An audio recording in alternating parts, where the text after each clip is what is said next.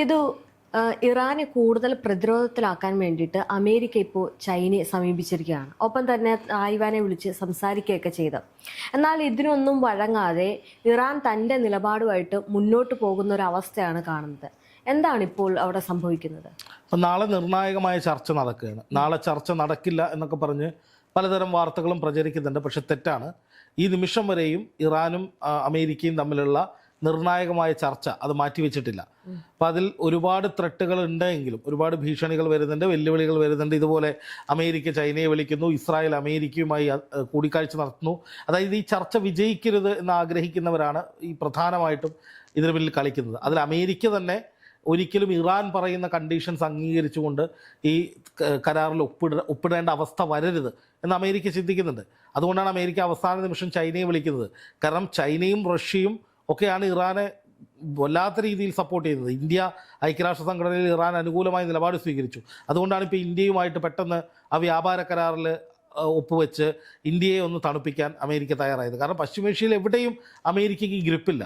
പശ്ചിമേഷ്യയിലെ അറബ് രാജ്യങ്ങളൊക്കെ അമേരിക്കയ്ക്കെതിരാണ്, ഇറാനെതിരെ യുദ്ധം ചെയ്യരുത് എന്നാണ് അവർ പറയുന്നത്. അപ്പോൾ അമേരിക്കയുടെ സ്വതന്ത്ര വിഹാരത്തിന് തടസ്സം നിൽക്കുന്നൊരു വലിയ ശക്തിയായി ഇറാൻ മാറി. അപ്പോൾ സ്വാഭാവികമായിട്ടും ഇറാനെ പിന്തുണയ്ക്കുന്നവരെ ഇറാനിൽ നിന്ന് അകറ്റുകയോ തങ്ങൾക്കൊപ്പം കൂടുതൽ ശക്തമാക്കി നിർത്തുകയോ ഒക്കെ ചെയ്യുക എന്നുള്ളതാണ് അമേരിക്കയുടെ ഒരു വഴി.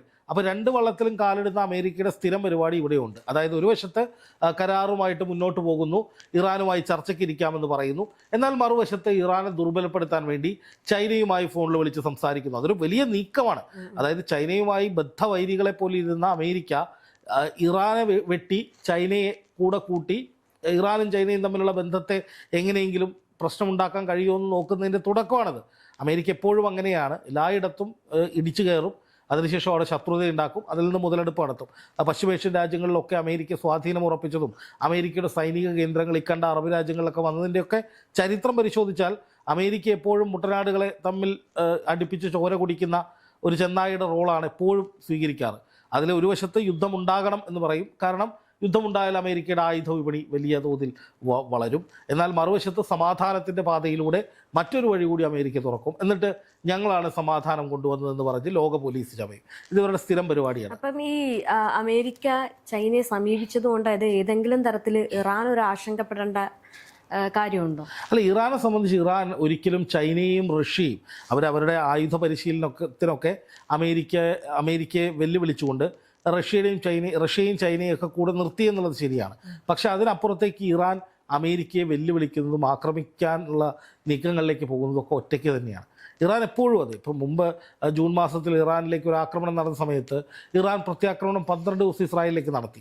ആ 12 ദിവസവും ഇറാനെ സഹായിക്കാൻ ആരും ഉണ്ടായിരുന്നില്ല, ഇറാൻ ഒറ്റയ്ക്കാണ് ചെയ്തത്. അപ്പോൾ ഇവിടെയും അങ്ങനെ തന്നെയാണ് സംഭവിക്കുന്നത്. ഇവിടെ ഈ കരാറുമായി ബന്ധപ്പെട്ട ഒരു വലിയ ട്വിസ്റ്റ് ഉണ്ടായത് എന്താ വെച്ചാൽ, ഈ കരാറ് നടപ്പാക്കാൻ പോകുമ്പോൾ ഇപ്പോഴത്തെ സാഹചര്യത്തിൽ ഈ കരാറ് നടപ്പാക്കുകയാണെങ്കിൽ ആ കരാറിൽ ഒപ്പുവെക്കേണ്ടത് അമേരിക്കയാണ്. അതായത് ഇറാൻ്റെ വ്യവസ്ഥകൾക്കായിരിക്കും അതിന് മുൻതൂക്കം.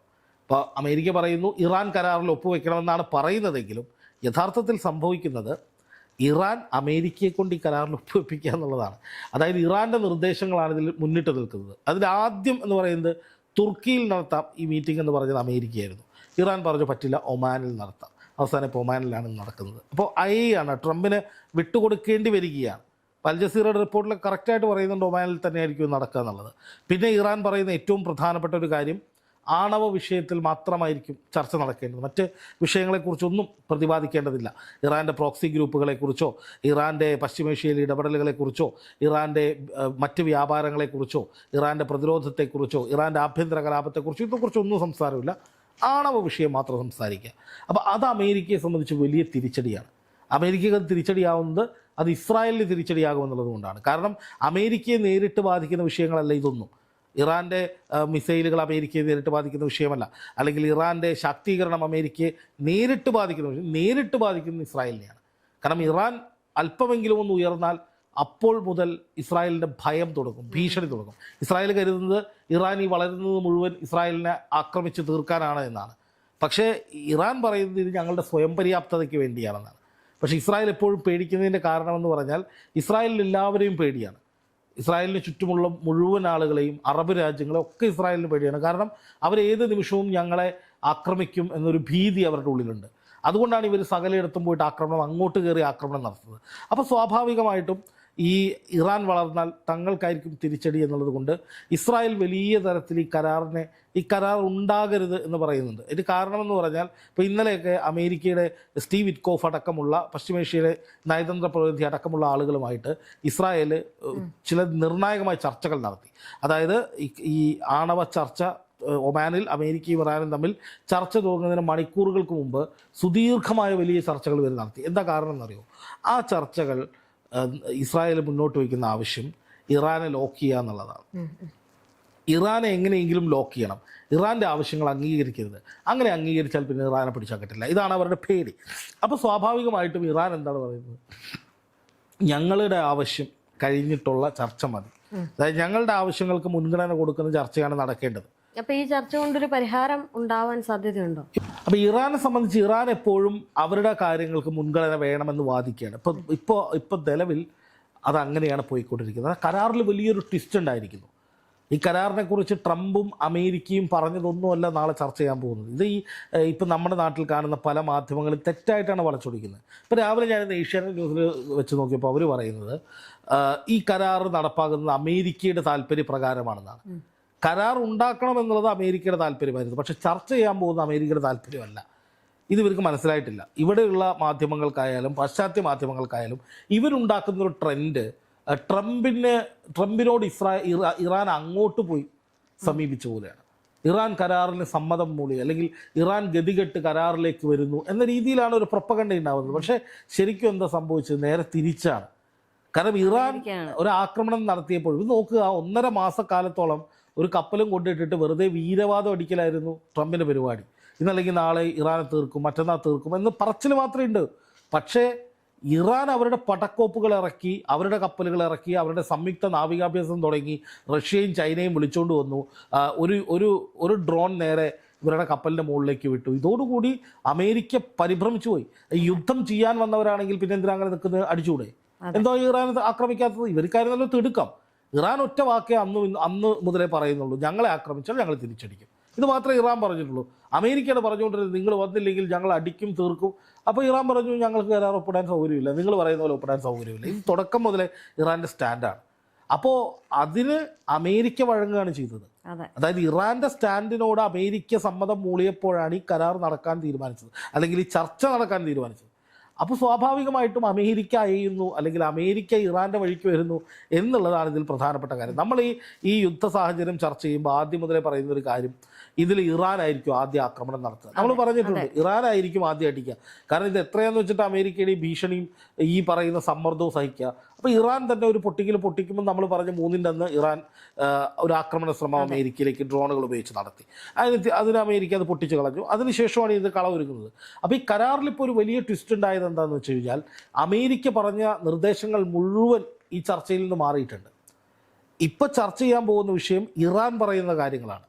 അതായത് ആണവ ഊർജം ഞങ്ങൾ ഉണ്ടാക്കും, അത് ഞങ്ങളുടെ ഊർജ്ജ പ്രതിസന്ധി ഞങ്ങളുടെ കാര്യം, മറ്റുള്ള വിഷയങ്ങളൊക്കെ ഞങ്ങളുടെ കാര്യം, അതേക്കുറിച്ചൊന്നും ചർച്ചയില്ല.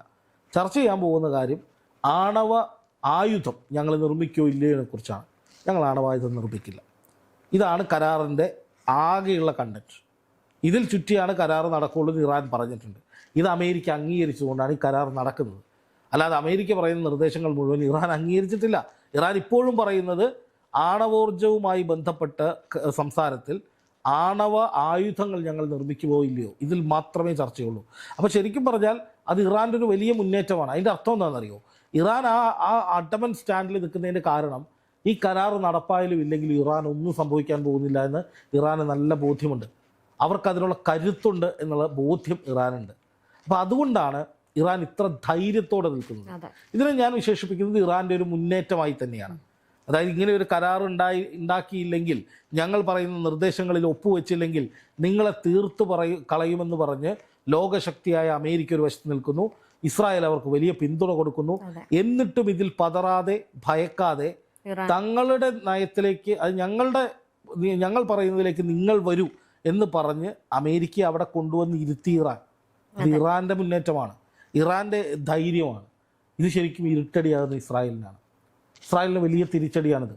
കാരണം ഇറാൻ പറയുന്നിടത്ത് അമേരിക്ക കരാർ ഒപ്പിട്ടാൽ ഇറാൻ്റെ ഉപരോധങ്ങൾ മുഴുവൻ നീക്കേണ്ടി വരും. അമേരിക്കയ്ക്ക്. പിന്നെ ഇറാനെ പിടിച്ചാൽ കിട്ടില്ല. ഇറാന് എണ്ണ അന്താരാഷ്ട്ര തലത്തിൽ വിൽക്കാൻ ഒരു ഗ്യാപ്പ് കിട്ടിയാലുണ്ടല്ലോ സകല പ്രശ്നവും തീരും. മറ്റ് രാജ്യങ്ങളുമായിട്ടുള്ള ഉപരോധം നിന്ന് കഴിഞ്ഞാൽ ഇറാന് ഫ്രീ ട്രേഡാണ്. പിന്നെ ലോകരാജ്യങ്ങളുമായിട്ട് ആരുടെ ഭയവുമില്ലാതെ, അമേരിക്കയുടെ നിയന്ത്രണമില്ലാതെ അവരുടെ കച്ചവടങ്ങൾ ആരംഭിക്കും. പിന്നെ ഇറാന് പഴയ പേർഷ്യൻ ഗൾഫ് എന്ന് പറയുന്നത് എന്തായിരുന്നു? അമേരിക്ക ഉപരോധിച്ചാണ് ഇവിടെ വന്നത്. ഇസ്ലാമിക റവല്യൂഷനോ ഇസ്ലാമിക വിപ്ലവമോ അല്ലെങ്കിൽ ഇസ്ലാമിക ഭരണകൂടമോ അല്ല ഇറാനെ തകർത്തത്. അതൊരു പുറത്തുണ്ടാക്കുന്ന നെറേറ്റീവാണ്. ഇറാനെ തകർത്തിട്ടുള്ളത് ശരിക്കും പറഞ്ഞാൽ അമേരിക്കയുടെ തന്ത്രങ്ങളാണ്. അതായത് ഈ ഉപരോധമടക്കമുള്ള പലതരത്തിലുള്ള സമ്മർദ്ദങ്ങളാണ്, പാശ്ചാത്യ ശക്തികളുടെ നീക്കങ്ങളാണ് ഈ ഇറാനെ തകർത്ത് കളഞ്ഞിട്ടുള്ളത്. അപ്പോൾ ഇറാൻ്റെ ഒരു വലിയ തിരിച്ചുവരവിനുള്ള ഒരു മുന്നൊരുക്കമായിരിക്കും ഈ കരാർ നടപ്പായാലുണ്ടാവുക. അല്ലാതെ ഇറാൻ അമേരിക്കയുടെ ബി ടീമായിട്ട് ഇറാൻ അമേരിക്കയുടെ കാലഘട്ടം നടക്കാനൊന്നും പോകുന്നില്ല. ഇനിയിപ്പോൾ ചൈനയെ ട്രംപ് വിളിച്ചിട്ട് ചൈന പറയുകയാണ്, ഇറാനോട് പറയുകയാണ് നിങ്ങൾ അമേരിക്കയ്ക്ക് ഫേവറബിളായിട്ട് ചെയ്യുമെന്ന് പറഞ്ഞാൽ പോലും ഇറാനെ ചെയ്യില്ല. കാരണം ഇറാൻ തുടക്കം മുതൽ ഒറ്റ നിലപാടേ ഉള്ളൂ. അവർക്ക് എല്ലാ കാര്യത്തിലും ഒറ്റ നിലപാടേ ഉള്ളൂ. അല്ലാതെ അപ്പുറം ഇപ്പുറം മറുകട്ടം ചാടി കളിക്കുന്ന പരിപാടിയൊന്നുമില്ല. അപ്പോൾ അതുകൊണ്ട് തന്നെ ഇറാൻ ഈ അവസാന നിമിഷം ഈ ചർച്ച തുടങ്ങുന്നതിന് ലാസ്റ്റ് മൊമെൻറ്റിൽ ഒരു വലിയ മുന്നേറ്റം നടത്തി തങ്ങളുടെ അജണ്ടകൾ ചർച്ച ചെയ്യണം എന്ന് തന്നെ എന്ന അവസ്ഥയിലേക്ക് കാര്യങ്ങൾ എത്തിച്ചിരിക്കുന്നു. അത് നടപ്പായാൽ ഇറാൻ്റെ വലിയ മുന്നേറ്റമായിരിക്കും ഉണ്ടാവുക.